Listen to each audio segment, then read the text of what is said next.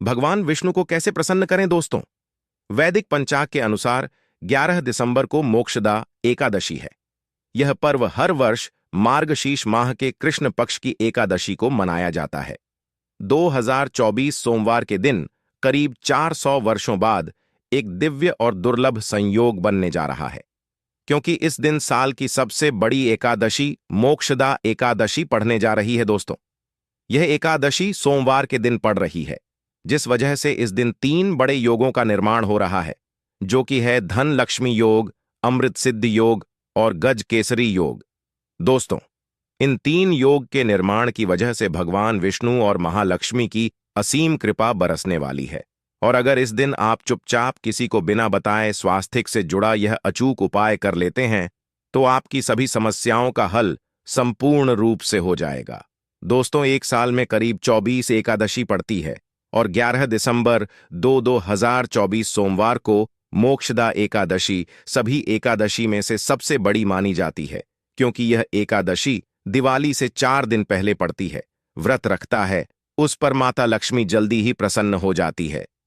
इस दिन स्वास्थ्य से जुड़ा यह अचूक उपाय आपकी हर परेशानी को कर देगा, चाहे वह धन को लेकर हो या सेहत या संतान की प्राप्ति को लेकर। इसीलिए दोस्तों, वीडियो को आखिर तक जरूर देखें। और दोस्तों, अगर आप भी अपने जीवन में भगवान श्री हरि विष्णु की कृपा पाना चाहते हैं, तो इस वीडियो को लाइक करके कमेंट में जय श्री हरि जय मान लक्ष्मी लिखना ना भूले। दोस्तों, मोक्षदा एकादशी का दिन श्री हरि विष्णु को और भोलेनाथ नाथ को समर्पित है। इस दिन जगत के पालनहार श्री हरि विष्णु अपनी 4 महीने की योग्य निद्रा से जागते हैं। इसके बाद से ही सभी मांगलिक काम आरंभ हो जाते हैं।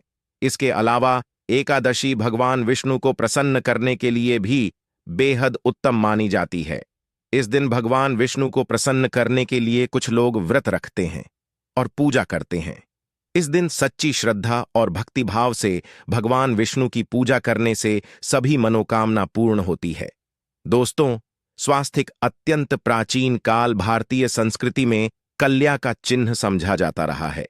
इसीलिए कि किसी भी शुभ काम को करने से पहले स्वास्थिक चिन्ह अंकित करके उसका पूजन किया जाता है। मान्यता है कि ऐसा करने से कामों में सफलता मिलती है, क्योंकि स्वास्थिक के चिन्ह को शुभता का चिन्ह समझा जाता है। इस तरह स्वास्थिक का अर्थ अच्छा या मंगल करने वाला ऐसा बता गया है। मेन वर्णित है स्वस्तिक सर्वदा, अर्थात सभी दिशाओं में सबका कल्याण हो। इस तरह स्वास्थ्य एक शब्द से किसी व्यक्ति या जाति विशेष का नहीं, परंतु संपूर्ण विश्व के कल्याण या वासुदेव की भावना निहित है। किसी भी शुभ काम को करने से पहले गणेश जी का नाम लेते हैं, और हिंदू धर्म में स्वास्थिक को गणेश जी का भी प्रतीक समझा जाता है। वैसे तो किसी भी शुभ काम को पहले स्वास्थिक बनाकर ही था में रखते हैं और पूजा करते हैं, क्योंकि ऐसा करने से में खुशियां बढ़ती हैं। स्वास्थिक में 4 तरह की रेखाएं होती हैं और इनका आकार भी एक समान ही होता है। रावेद की भाषा में स्वास्थिक को सूर्य का प्रतीक समझा गया है और उसकी 4 भुजाओं को उपमा दी गई है। पौराणिक मान्यता है कि 4 दिशाओं यानी पूर्व पश्चिम उत्तर दक्षिण की ओर यह 4 भुजाएं इशारा करती हैं, और हिंदू धर्म में इनको 4 वेदों से जोड़कर भी कहा जाता है, यानी ऋग्वेद, यजुर्वेद, अथर्ववेद और सावेद। स्वास्तिक की 4 रेखा सृष्टि से रचनाकार भगवान ब्रह्मा के 4 सिरों को दर्शाती हैं, और 4 पुरुषार्थ यानी 4 आश्रम, 4 लोग, 4 देवों यानी ब्रह्मा, विष्णु, महेश और गणेश की तुलना भी की गई है। इसके मध्य में जो बिंदु है भगवान विष्णु की नाभि मानी जाती है, जिसमें से भगवान ब्रह्मा प्रकट होते हैं, और स्वास्तिक की 4 रेखाएं एक घड़ी में चलती हैं, जो संसार की सही दिशा में चलने का चिन्ह है। यह है स्वास्थ्य महत्ता। इस एकादशी दिन घर के मुख्य द्वार पर शुभ मंगल चिन्ह स्वास्थिक स्वरूप बनाएं। आप चावल और कुमकुम की सहायता से बना सकते हैं, चावल और हल्दी के घोल से बना सकते हैं, या फिर कुमकुम यानी सिंदूर और घी, सिंदूर और तेल मिला कर के भी बना सकते हैं। ऐसा करने से वास्तु दोष दूर हो जाता है। इससे मनोकामना हो की पूर्ति हो जाती, घर से क्लेश कलह बेचैनी दूर हो जाती है, तंत्र मंत्र क्रिया से भी रक्षा होती है। इसे शुभ काम के पहले अंकित किया जाता है, क्योंकि स्वास्थिक को मान सम्मान, सफलता और उन्नति का प्रतीक समझा जाता है। उपाय अलग होते हैं।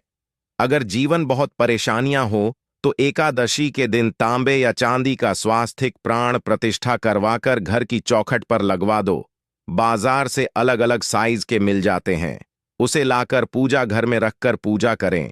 इससे घर में लक्ष्मी का वास हो जाता है। लक्ष्मी प्राप्ति हेतु चांदी का स्वास्तिक नवरात्रों में भी लगाया जाता है, परंतु सबसे अच्छा है कि सिंदूर और घी या तेल मिलाकर के यह या फिर चावल और हल्दी के घोल से बना दे के मुख्य द्वार पर स्वास्तिक बनाते हैं तो ज्यादा बड़ा मत बनाइए। 9 अंगुल से बड़ा बिल्कुल नहीं होना चाहिए। 3-4 अंगुल का बनाइए, यह उत्तम होगा। अगर आपके घर के सामने पेड़ या खंभा है तो वास्तु दोष उत्पन्न होता। ऐसे में वास्तु दोष के प्रभाव को स्वास्तिक रोकता है। स्वास्तिक का चिन्ह देवता को प्रसन्न करने के लिए खासकर बनाया जाता है। एकादशी तिथि पर आप थाली में या चौकी पर स्वास्तिक बनाकर उस पर मूर्ति करते हैं तो देवता प्रसन्न हो जाते हैं। आप चाहे तो घर के मंदिर में इष्ट देवता के पास स्वास्तिक का चिन्ह रख सकते हैं।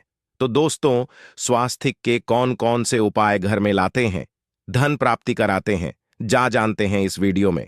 परंतु दोस्तों, उससे पहले आपसे रिक्वेस्ट करते कि वीडियो को लाइक जरूर करिएगा, दोस्तों को शेयर कर दीजिएगा। और अगर अभी तक आपने चैनल को सब्सक्राइब नहीं किया है तो चैनल को सब्सक्राइब करके बेल दबाइए। दोस्तों, इस एकादशी पर मुख्य द्वार की दहलीज के दोनों तरफ स्वास्तिक का चिन्ह बनाकर उसकी पूजा करें। स्वास्तिक पर चावल की ढेरी बनाएं और एक एक सुपारी रख दें। तो ऐसा करने से अपार धन की प्राप्ति होती है, कामों में सफलता मिलती है। इस एकादशी के दिन नहाने के पानी में तुलसी का पत्ता या बेलपत्र डालकर नहाई। यह स्नान के जल में जब आप बेलपत्र डाल देते हैं तो सभी तीर्थ स्थानों में स्नान करने सम्मान पुण्य फल आपको हासिल हो जाते हैं। आप चाहे तुम्हें कुशा घास भी डालकर नहा सकते हैं। एकादशी पर भगवान श्री हरि विष्णु जी के साथ ही मां हौल, लक्ष्मी और भगवान शिवा की पूजा करें। इस दिन इनके संयुक्त पूजन से आपके जीवन की सारी परेशानियां समाप्त हो जाती हैं। इस दिन आप अपने घर के पूजा स्थान पर एक में कुमकुम से स्वास्तिक बना लें। स्वास्तिक के ऊपर थोड़े से अक्षत और एक सुपारी रख दें। इसे 21 दिन तक वही रहने दें। बाद में सुपारी को उठाकर की मूर्ति के पास रख दे। 2 दिन तक यह बने रहने से आपके जीवन में कभी धन की कभी कमी नहीं होती। इस एकादशी पर आप यह उपाय कर लेंगे तो लंबे समय तक यह आपको लाभ देता रहेगा। पितरों की कृपा पाने के लिए भी स्वास्तिक काम आता है। इसके लिए स्वास्तिक का चिन्ह घर के मुख्य द्वार के गोबर से बनाना चाहिए। इससे घर की सुख शांति बनी रहती है, पितरों की कृपा बरसती है। दोस्तों, कहा जाता है कि एकादशी के दिन पीपल की जड़ में अगर 1 लोटे जल में 1 छुटकी काले तिल और थोड़ी सी शक्कर डालकर जल अर्पित करें तो इससे पितृदेव की विशेष कृपा मिलती है और धन लक्ष्मी भी प्रसन्न हो जाती है। धन दौलत सुख सम यश मान सम्मान में वृद्धि होती चली जाती है। अगर आपकी कोई विशेष मनोकामना है, उस मनोकामना की पूर्ति के लिए आप एक विशेष उपाय कर सकते हैं। दोस्तों, कई बार लंबे समय तक हम किसी मनोकामना को लेकर चलते हैं, अनेक प्रयासों बाद भी पूर्ण नहीं हो पाती। ऐसे में एकादशी के दिन आप आसपास के किसी भी मंदिर में जाकर मंदिर की दीवार पर सिंदूर से उल्टा स्वास्तिक बना दें। मनोकामना पूर्ति की प्रार्थना भगवान से करें, जरूर पूर्ण हो जाएगी। और जब आपकी मन्नत पूरी हो जाए तब जाकर वहीं पर सीधा स्वास्तिक बना दें और भगवान को धन्यवाद दें। इस एकादशी पर भगवान श्री हरि की पूजा करेंगे तो उन्हें 2 हल्दी की गांठें जरूर अर्पित की और बाद में हल्दी की गांठ को कपड़े में लपेटकर तिजोरी में रख दें। आपने पहले भी हल्दी की गांठें रखी हो ई है तो उसको ही पूजक वापस रख दें। दोस्तों, एकादशी पर विष्णु जी की पूजा में उन्हें केसर कमल का पुष्प के लिए गेंदे का फूल अर्पित कर करें। जिस थाल को आप गन्ने से बजाएंगे उस थाल में भी सिंदूर से एक स्वास्तिक का चिन्ह जरूर बना लें। उस स्वास्तिक के दोनों तरफ 2 खड़ी रेखाएं भी बनाएं। फिर उस थाली को हुए प्रभु को जगाए मंगलाचार की। यह स्वास्तिक का चिन्ह आपके जीवन की सारी परेशानी को दूर करेगा। जीवन में खुशी। इस एकादशी के दिन विशेष मंत्र का जाप जरूर करें। आप मंत्र का जाप कर सकते हैं या फिर विष्णु जी के महामंत्र ओम नमो भगवते वासुदेव देवाय का, इसमें से किसी भी एक मंत्र का जाप कर सकते हैं। जो भी मंत्र आसान लगे उसका जाप कर लें। इस एकादशी के दिन अपनी मनोकामना की पूर्ति के लिए यह उपाय कर सकते हैं। आप तुलसी में जब अर्पित करेंगे तब एक लोटे में जल लेकर कर उसमें छुटकी हल्दी, 2-4 बूंदे दूध, थोड़ी सी मिश्री और एक छुटकी अक्षर डालकर ही अर्पित करें।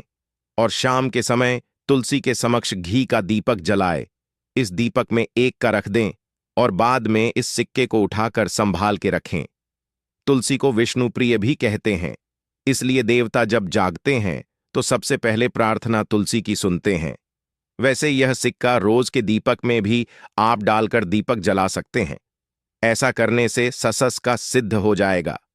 फिर जब भी महत्वपूर्ण काम से आप घर से बाहर हैं तो इस सिक्के को साथ में रखकर निकले, आपको काम में सिद्ध जरूर हासिल मिलेगी। इस दिन दीपक का उपाय जरूर ही करें।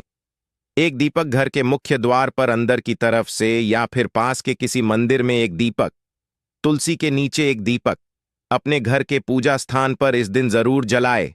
पूजा के बाद जरूर करें। आरती की थाल में कुमकुम से स्वास्तिक बनाकर उस पर फूलों की पंखुड़ी और तो अक्षत रखकर फिर दीपक जलाकर प्रभु की आरती करें, सर्वोत्तम होगा।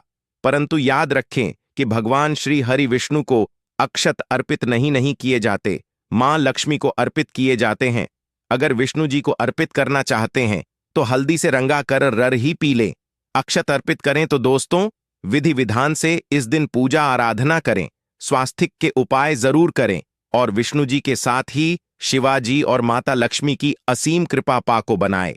दोस्तों, भगवान विष्णु की कृपा के लिए इस एकादशी के दिन स्नान करते समय पानी में एक छुटकी हल्दी डाल लें। इसके बाद स्नान करें और पीले रंग के वस्त्र धारण करके भगवान विष्णु की विधि विधान से साधना करें। इस एकादशी के दिन श्री हरि का सबसे पहले गाय के दूध से और फिर शंख में गंगा जल भरकर स्नान कराए। इसके बाद उन्हें पीले रंग के वस्त्र अर्पित कर मानता कि इस एकादशी के दिन ऐसा करने से भगवान विष्णु का विशेष आशीर्वाद हासिल होता है। इस एकादशी के दिन भगवान विष्णु की पूजा करते समय उन्हें केसर अथवा पीले चंदन या हल्दी का तिलक लगाए। साथ ही साथ भगवान विष्णु के प्रिय पीले रंग के फूल और पीले फल चढ़ाए। मान्यता है कि इस उपाय को करने से भगवान विष्णु शीघ्र ही प्रसन्न होकर भक्तों को मनचाहा आशीर्वाद देते हैं। आपके नजदीक भगवान विष्णु का मरना हो तो आप भगवान विष्णु के अवतार भगवान श्री कृष्ण की मूर्ति की भी पूजा करके इस एकादशी का पुण्य फल हासिल करें। ईश्वर की साधना आराधना में मंत्र जप का विशेष महत्व होता है। ऐसे में राम दरबार की तस्वीर अपने घर में लेकर आए और श्री राम दरबार की तस्वीर का पूजन करें, या उनकी मूर्ति या उनसे जुड़ी किसी तरह की कोई चीज आपके पास है तो आप उनका पूजन करें। सारे देवी देवताओं का आपको आशीर्वाद मिल जाता है। हनुमान जी से लेकर सीता माता, भगवान श्री राम और अन्य देवी देवताओं का भी आशीर्वाद मिल जाता है। निश्चित तौर पर अपने घर के पूजा घर में एक साथ आप यह तस्वीर रख सकते हैं। इससे आपके जीवन में राज्य योग की हासिल हो सकती है। दोस्तों, इसी तरह यदि आप अपने घर के पूजा घर में या किसी अन्य स्थान पर यदि कोई तस्वीर रखना चाहते हैं और उसे लगाकर अपने घर में लाभ हासिल करना चाहते हैं तो अपने घर में या पूजा आपको निश्चित तौर पर त्रिदेव की तस्वीर या मूर्ति एक ही स्थान पर लाकर अवश्य रखनी चाहिए। ब्रह्मा, विष्णु और महेश, इन तीनों की संयुक्त से एक साथ तस्वीर अपने घर के मंदिर में या अपने घर में कहीं भी लाकर रख देनी चाहिए। समझा जाता है कि इन तीन देवताओं के एक साथ दर्शन करने मात्र से हमारे बड़े से बड़े विघ्न और बड़े से बड़े कर्ष ऐसे ही समाप्त हो जाते हैं। इसी वजह से इन तीनों की एक साथ में तस्वीर या मूर्ति लाकर आपको पूजा अवश्य करनी चाहिए। दोस्तों, अब बात करते हैं कि कुछ ऐसी तस्वीरें होती हैं या ऐसी मूर्ति होती हैं जिनको आपको अपने पूजा घर में स्थान ही नहीं देना चाहिए। यदि आपने इन तस्वीरों को या मूर्ति को अपने घर के पूजा घर में स्थान दिया है तो समझ लीजिए कि आपको कंगाली का सामना करना पड़ेगा या फिर देवी देवताओं की क्रोध दह का सामना करना पड़ेगा। दोस्तों, और एक बात बता कि मंदिर में कभी भी विषम संख्या में गणेश जी की मूर्तियां ना रखें, जैसे कि 1, 3 या 5 ऐसे रखना समझा जाता है। 2 मूर्तियों को एक साथ रखना शुभ समझा गया है। यदि आप सिर्फ गणेश जी की मूर्ति रखते हैं तो इसके अलावा किसी भी तरह की मूर्ति आपको नहीं रखनी चाहिए। दोस्तों, स्थापित करते वक्त ध्यान दें कि गणेश जी का चेहरा सदैव घर के मुख्य दरवाजे की तरफ होना चाहिए ताकि आपको अच्छे और सच्चे धन लाभ की हासिल हो। और इस बात का ध्यान रखें कि घर में अंगूठे से बड़े आकार का शिवलिंग आपको भूलकर भी नहीं रखना चाहिए। सदैव एक छोटा सा शिवलिंग रखें और इससे ज्यादा शिवलिंग नहीं रखने चाहिए। दोस्तों, वैसे तो कोई अपने घर में शिवलिंग रखना ही नहीं चाहिए। उसके बाद भी यदि रखते हैं तो अंगूठे से बड़े आकार का शिवलिंग आपको नहीं रखना चाहिए। आप छोटा शिवलिंग रख दें और ध्यान रखें कि एक से ज्यादा शिवलिंग आपको भूलकर भी नहीं रखने हैं। घर में यदि आप शिवलिंग रखते हैं तो शिवलिंग के ऊपर आपको तुलसी भूलकर भी अर्पित नहीं करनी चाहिए। यदि आपने शिवलिंग रख लिया है और उस पर तुलसी अर्पण कर दी तो देवी देवताओं के का आपको सामना करना पड़े। दोस्तों, मंदिर में यदि आप जी की तस्वीर रखना चाहते हैं, आप हनुमान जी के अनन्य भक्त हैं, तो बैठे हुए हनुमान जी की मूर्ति ही रखें। उन्हें शी का 11 रुद्र अवतार समझा जाता है, इसलिए उनकी भी शिवलिंग की तरह ही मूर्ति रखें। साथ ही जो पति पत्नी होते हैं, नए वैवाहिक जीवन की शुरुआत करते हैं, तो हनुमान जी की मूर्ति या तस्वीर को अपने कमरे में, अपने बेडरूम में आपको भूलकर भी नहीं रखनी चाहिए।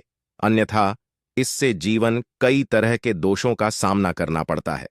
दोस्तों, हनुमान जी ब्रह्मचारी हैं, तो इस आपको अवश्य ध्यान रखना चाहिए। दोस्तों, राधा कृष्णा की मूर्तियों को यदि आप जैसे अपने क्षण कक्ष में सोते हैं और उन्हें आपके बेर के सामने की तरफ रखा है, कक जैसे कि आप सुबह उठे और आपको उठते ही पहले उनके दर्शन हो जाएं, तो समझ लीजिए कि आपका जीवन मालामाल होने वाला है। किसी भी तरह का कोई दोहक धन की चिंता आपके जीवन में रहेगी। दोस्तों, इसी तरह यदि माता दुर्गा की तस्वीर आप अपने घर में लेकर आना चाहते हैं और चाहते हैं कि माता दुर्गा की तस्वीर के माध्यम से आप जीवन में समृद्ध देखें, तो दोस्तों, भूल कर भी आपको माता दुर्गा की क्रोधित अवस्था की तस्वीर, जैसे कि महाली की तस्वीर या फिर महिषासुर का वध करते हुए या क्रोधित अवस्था में माता लक्ष्मी की, माता दुर्गा की तस्वीर लाकर आपको उनकी पूजा नहीं करनी चाहिए। दोस्तों, सदैव और सुंदर मुख वाली तस्वीर ही अपने घर के अंदर लाकर पूजा करनी चाहिए। इसे बहुत ही शुभ और मंगलकारी समझा जाता है। दोस्तों, इस बात का ध्यान रखें कि यदि आप अपने घर में मूर्तियां रखते हैं तो आपको इन पर भूलकर टूटे चावल नहीं चढ़ाने चाहिए और बेहतर होगा कि आप हल्दी में चावल को पीला करके ही वह चावल चढ़ाएं। किंतु टूटे हुए चावल आपको भूलकर भी माता लक्ष्मी को या अपने घर में देवी देवता नहीं चढ़ाने चाहिए। दोस्तों, इसी तरह इस बात का भी ध्यान रखें कि अपने घर के मृत परिजनों की या पूर्वजों की तस्वीर मंदिर में स्थापित ना करें। ऐसा करना अशुभ समझा जाता है और यदि आप ऐसा लगातार कर रहे हैं तो निश्चित तौर पर आपके परिवार के ऊपर दोष लग सकता है। पितरों का भी दोष सकता है। पितरों की पूजा एक अलग स्थान पर की जाती है, घर के मंदिर में उनको स्थापित नहीं किया जाता है। दोस्तों, इसी तरह भगवान भैरव की तस्वीर या भगवान शनिदेव की, राहु केतु की इस तरह की तस्वीरें अपने घर में नहीं लेनी चाहिए। प्रतीकात्मक रूप से आप घर के पानी रखने के स्थान पर उनकी पूजा कर सकते हैं, क्योंकि इनकी साधना तंत्र मंत्र और खास पद्धति से की जाती है। घर के अंदर आप ऐसे ही इनका पूजा पाठ नहीं कर सकते। तो दोस्त, आज के लिए बस इतना ही आपसे निवेदन है कि आप हमारे चैनल को सब्सक्राइब करें और अपने दोस्तों के साथ शेयर करें। आप सभी का धन्यवाद।